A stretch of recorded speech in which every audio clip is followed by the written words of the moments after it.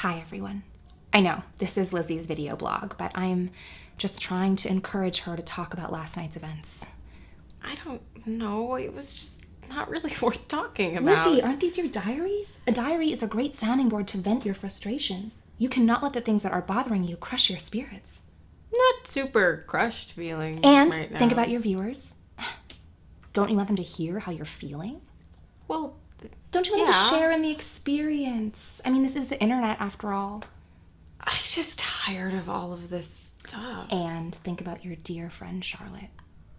Wouldn't she want you to continue to express yourself like you've been doing so well all this time? I do miss Charlotte. I'm sure she misses you too. Okay, fine.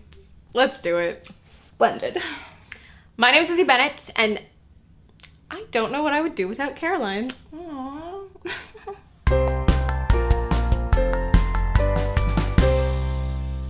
So, where should I start this story? Start from the very beginning of the night. Okay, so I came down to the living room? Family room? We refer to it as the lounge. Darcy works in the lounge? As established, he works anywhere and everywhere. Figures. So I came in and you two were chatting. What were you guys talking about anyway? Well, he wasn't really talking. He was more neck deep in duties.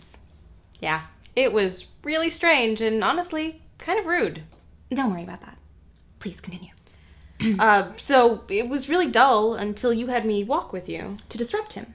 Two lovely ladies taking a turn about the room, enticing any man, would it not?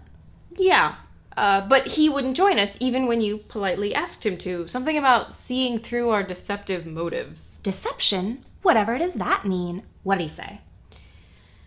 You're either walking together to banter about secrets or because you're aware that your aimless strolling around the room shows off your figures. If the first, I would be in your way. If the second, the view from here will do. Oh, shocking. Was it not? Well, it was kind of weird just walking around the room. But yeah, talk about pompous. And don't you feel that arrogance deserves punishment? Well, his arrogance is comical. We should have just laughed at him. No, Darcy would label such a thing as a weakness, part of his vanity and pride. Vanity and pride, the Darcy family crest. It's probably in bronze over his bed. Vanity is indeed a weakness, but pride, Lizzie Bennett, is an earned trait. His words. Oh yeah, it's all coming screaming back to me. So now how do you feel about our dear Mr. Darcy? Well, I dropped the dear prefix for starters, but he thinks he's perfect and has no faults. Which you called him on. Oh, yes, I did. But you did point out his short temper.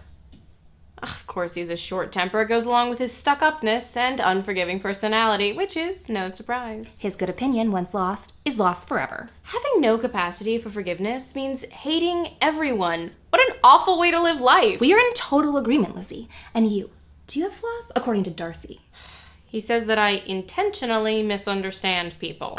How the hell do you intentionally misunderstand people? Completely, totally ridiculous. I hate him. I hate his stupid, judgy little... Blah!